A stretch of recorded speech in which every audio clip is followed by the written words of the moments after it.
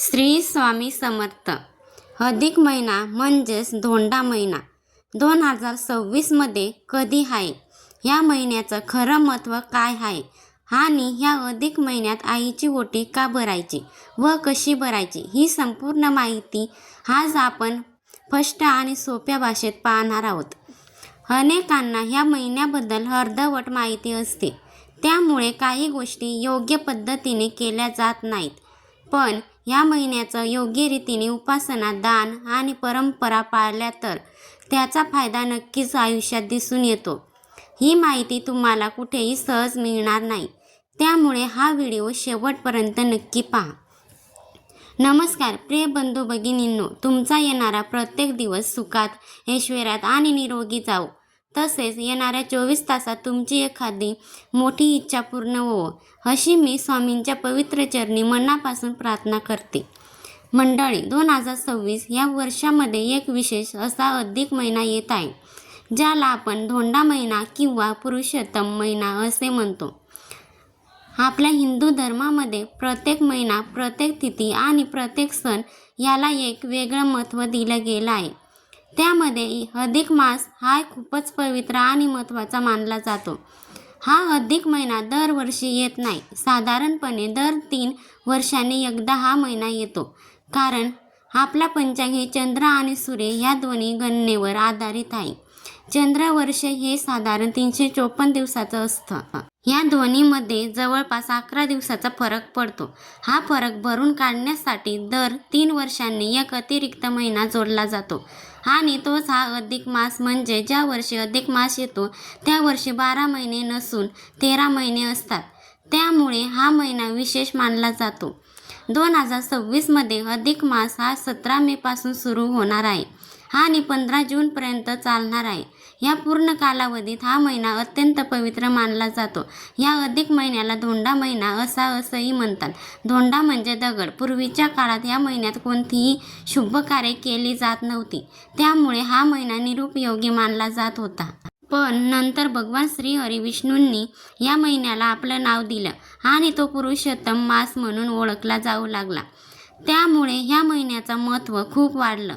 हा महिना पूर्णपणे भगवान विष्णूंना समर्पित आहे.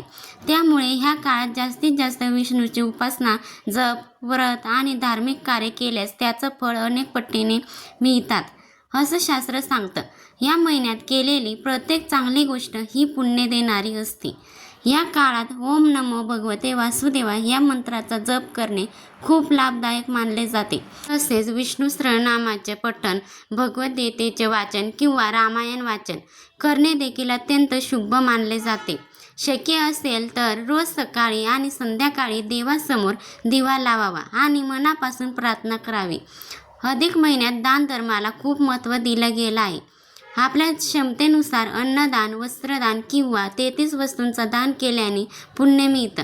काही जण ह्या महिन्यात गरजू लोकांना मदत करतात, जे खूप चांगलं मानलं जातं. तसंच ह्या महिन्यात क्षेत्रात भेट देणे किंवा पवित्र नदीत स्नान करणे देखील शुभ मानले जाते. कारण ह्या काळात केल्या जाणाऱ्या प्रत्येक धार्मिक कृतीचा परिणाम जास्त प्रभावी असतो. पण मंडळी, हा महिना जितका पवित्र आहे तितकाच काही गोष्टींसाठी नियमबद्ध देखील आहे. म्हणजे काही कामे अशी आहेत जी ह्या महिन्यात टाळायची असतात. कारण हा महिना आध्यात्मिक साधनेसाठी आहे, नवीन सुरुवातीसाठी नाही. जसे की ह्या महिन्यात विवाह, नामकरण, गृहप्रवेश, भूमिपूजन ह्यासारखी शुभ कार्ये टाळावीत असं सांगितलं जातं.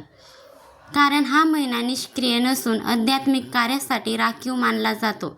आता ह्या सगळ्यात एक अत्यंत महत्त्वाची परंपरा आहे, जी अनेक घरामध्ये पाळली जाते आणि ती म्हणजे आईची ओटी भरणे. या अधिक महिन्यात मुलीने आईची ओटी का भरावी, त्यामागचं खरं कारण काय आहे आणि ती नेमकी कशी भरायची, ही सगळी माहिती आता आपण सविस्तर पाहणार आहोत. मंडळी, अधिक महिन्यात जी सर्वात महत्त्वाची आणि भावपूर्ण परंपरा सांगितली जाते ती म्हणजे आईची ओटी भरणे. ही फक्त एक साधी प्रथा नाही, तर तिच्या मागे खूप मोठा धार्मिक आणि भावनिक महत्त्व दडलेला आहे. आपल्या आयुष्यात आईचं स्थान किती मोठं आहे हे वेगळं सांगण्याची गरज नाही. जन्मापासून आपल्यासाठी सतत कष्ट करणारी, आपल्यासाठी स्वतःच्या इच्छा बाजूला ठेवणारी, आपल्याला प्रेम, संस्कार आणि आधार देणारी व्यक्ती म्हणजे आई. पण आपण रोजच्या आयुष्यात तिच्यासाठी काही विशेष करतो का? हा प्रश्न प्रत्येकाने स्वतःला विचारायला हवा. अधिक महिना हा कृतज्ञता व्यक्त करण्याचा महिना मानला जातो आणि म्हणूनच या महिन्यात मुलीने आपल्या आईची ओटी भरून तिच्याबद्दल आदर, प्रेम आणि ऋण व्यक्त करायचं असतं. शास्त्रानुसार असं मानलं जातं की या महिन्यात आईला दिलेले दान, सेवा आणि सन्मान हा थेट भगवानापर्यंत पोचतो.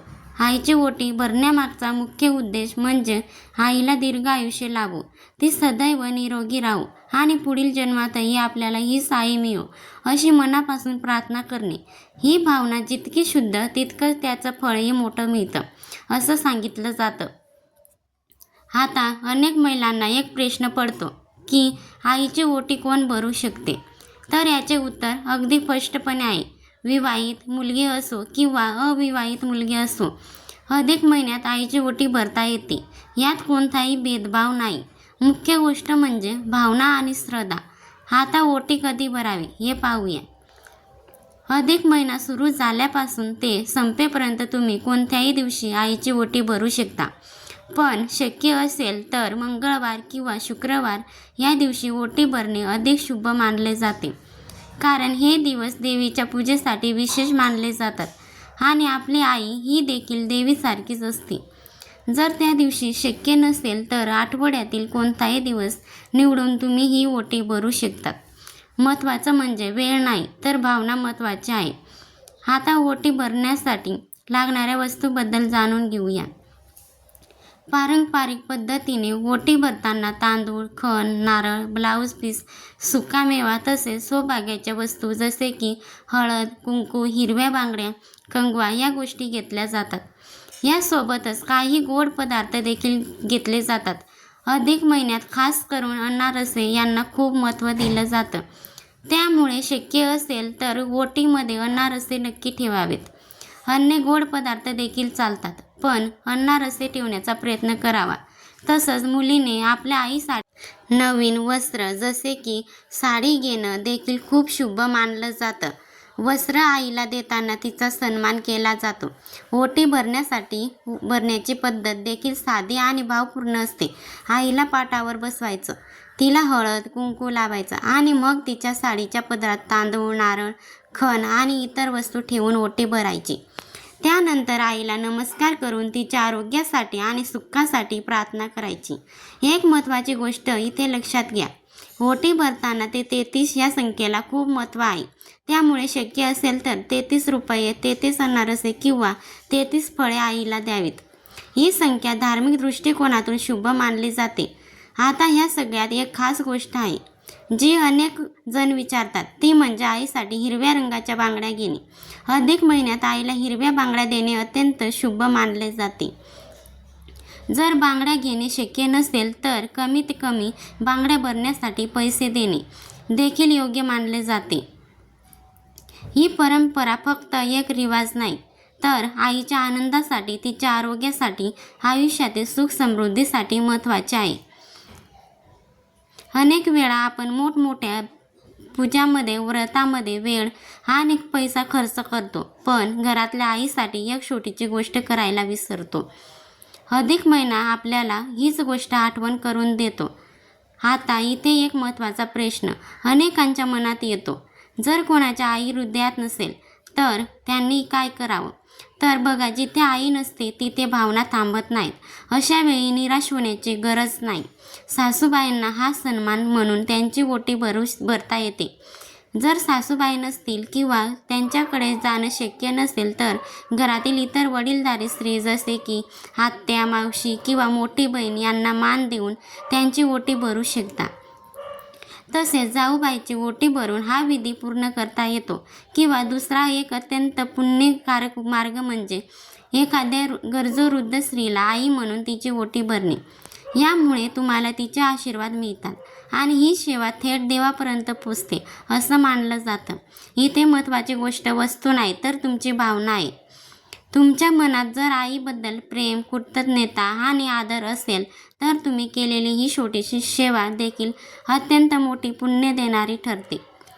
मंडळी, अधिक महिन्यात स्त्रियांसाठी अजून एक महत्त्वाची गोष्ट सांगितली जाते, ती म्हणजे जोडवी बदलणे किंवा नवीन जोडवी घेणे.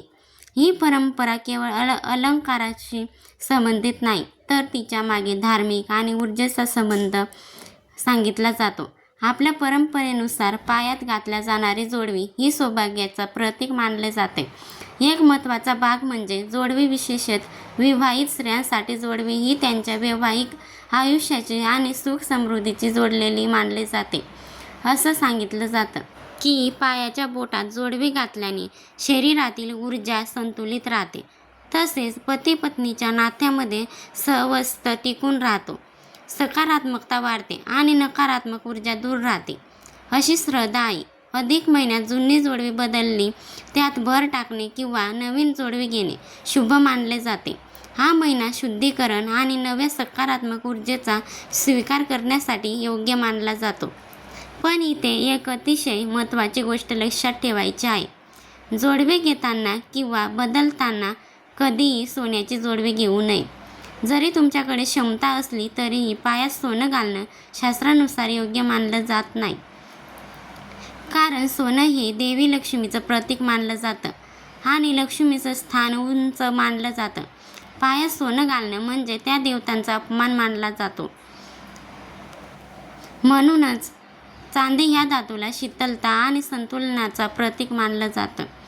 पायात चांदीची जोडवी घातल्याने शरीरातील उष्णता नियंत्रित राहते, मन शांत राहतं आणि ऊर्जा योग्य पद्धतीने वाहते, असं पारंपरिक मत आहे.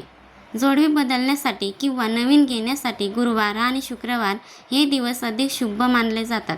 शक्य असेल तर ह्या दिवशी जोडवी घ्यावी किंवा बदलावी.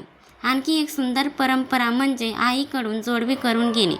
जसं मुलगी अधिक महिन्यात आईची ओटी भरते, तसेच आपल्या मुलीला नवीन जोडवी देणे शुभ मानले जाते. यामागे आई मुलीच्या नात्यातील प्रेम, आशीर्वाद आणि स्नेह व्यक्त होतो. जर आईला शक्य असेल तर तिच्याकडून जोडवी घेणे उत्तम आहे, पण जर काही कारणाने ते शक्य नसेल तर तुम्ही स्वतःही जोडवी घेऊ शकता. मुख्य गोष्ट म्हणजे भावना आणि श्रद्धा. आता ह्या अधिक महिन्यात काही गोष्टी अशा आहेत ज्या आपल्याला टाळायच्या आहेत, कारण हा महिना मुख्यतः साधना, संयम आणि आत्मशुद्धीसाठी मानला जातो. या काळात विवाह, गृहप्रवेश, नामकरण, भूमिपूजन यासारखी नवीन आणि मोठी शुभ कार्ये टाळावीत, कारण हा महिना नवीन सुरुवातीसाठी नसून आध्यात्मिक प्रगतीसाठी आहे. तसेच ह्या महिन्यात शक्यतो मांसाहार, मद्यपान, कांदा, लसूण आणि शिळं अन्न टाळावं.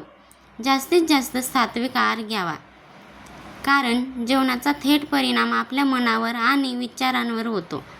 वाणीवर नियंत्रण ठेवणे देखील खूप महत्त्वाचं आहे.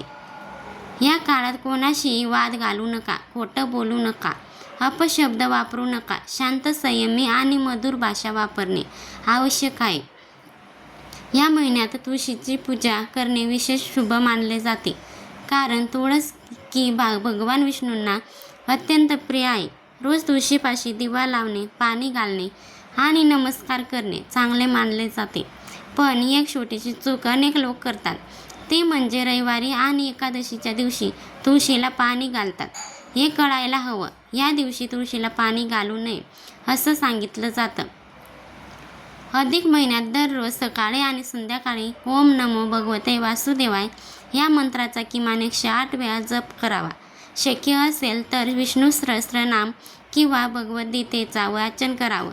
तसंच संध्याकाळी तुपाचा दिवा लावणे, भगवान विष्णूंना पिवळ्या रंगाचा नैवेद्य अर्पण करावा आणि शक्य असेल तर अभिषेक करणं ह्या गोष्टी खूप शुभ मानल्या जातात.